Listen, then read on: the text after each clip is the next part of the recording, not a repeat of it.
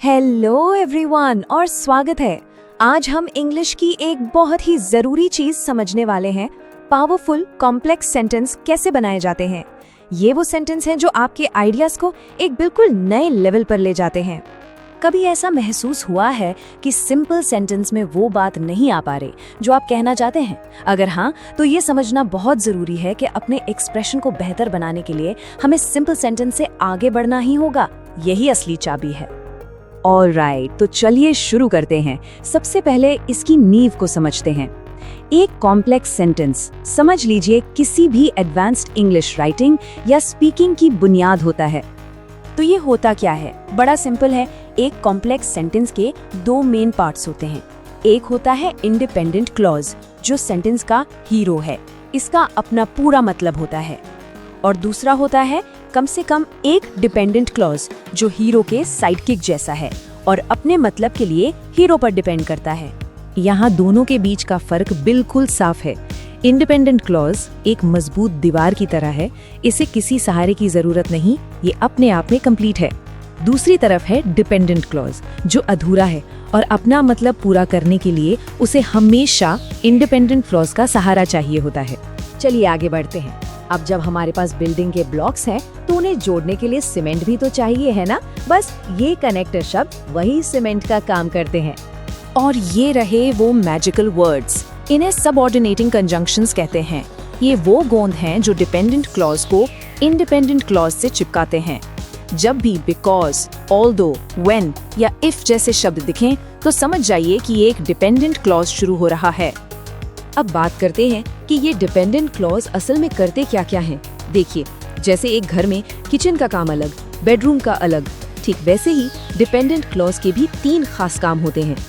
तो सबसे पहले मिलते हैं नाउन क्लॉज से। जैसा कि नाम से ही जाहिर है, ये क्लॉज एक सेंटेंस में नाउन यानी संज्ञा की तरह काम करता है। ये क्या या कौन जैसे सवालों का जवाब देता है। जरा इस एग्जाम्पल को देखिए। अगर सवाल पूछा जाए, मुझे क्या पता है, तो जवाब मिलता है कि वो ईमानदार है। ये जो पूरा हिस्सा है, दैट ही इज ऑनेस्ट, ये एक नाउन का काम कर रहा है। देखा कितना आसान है। दूसरे नंबर पर है एडजेक्टिव क्लॉज। अब ये क्लॉज सेंटेंस में एक एडजेक्टिव यानी विशेषण की तरह काम करता है। इसका सीधा सा काम है किसी नाउन या प्रोनाउन के बारे में कुछ एक्स्ट्रा जानकारी देना, उसकी खासियत बताना। चलिए इसको एक्शन में देखते हैं। यहाँ पर जिसने इनाम जीता वाला जो हिस्सा है, वो हमें लड़के के बारे में बता रहा है। कौन सा लड़का? अरे वही जिसने इनाम जीता। ये द बॉय को डिस्क्राइब कर रहा है। और हमारा तीसरा और आखिरी टाइप है एडवर्ब क्लॉज। ये एक एडवर्ब की तरह काम करता है।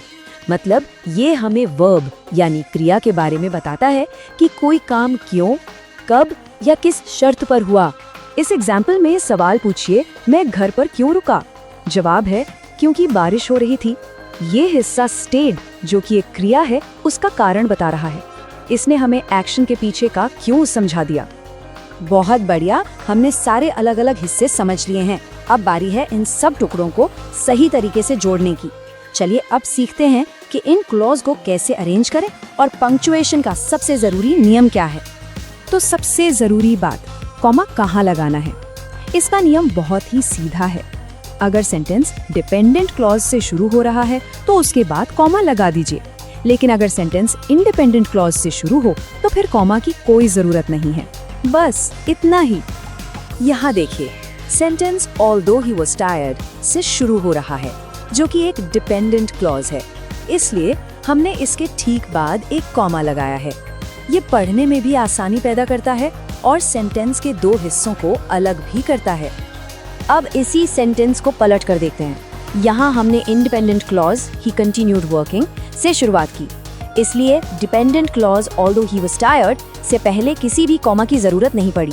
मतलब बिल्कुल वही है, बस लिखने का स्ट्रक्चर बदल गया। तो ठीक है, हमने ये बनाना तो सीख लिया, पर असल सवाल तो ये है कि ये सब इतना जरूरी क्यों है। मतलब कॉम्प्लेक्स सेंटेंस सीखने का असली फायदा क्या है? फायदा ये है कि ये आपकी भाषा को सिंपल से एडवांस लेवल पर ले जाते हैं। आप कारण, शर्त और आइडियाज के बीच का कनेक्शन ज्यादा साफ तरीके से दिखा पाते हैं। चाहे एग्जाम हो, ऑफिस की ईमेल हो या किसी से नॉर्मल बातचीत, ये स्किल आपके कम्युनिकेशन को बहुत ज़्यादा असरदार बना देती है। और जाते जाते एक शानदार ट्रिक, अगली बार जब भी कोई सेंटेंस पढ़ें या लिखें जिसमें because, although, when, if, who या दैट जैसे कनेक्टिंग शब्द हों, तो तुरंत समझ जाइएगा कि यहाँ एक कॉम्प्लेक्स सेंटेंस का इस्तेमाल हो रहा है। ये इन्हें पहचानने का सबसे तेज तरीका है।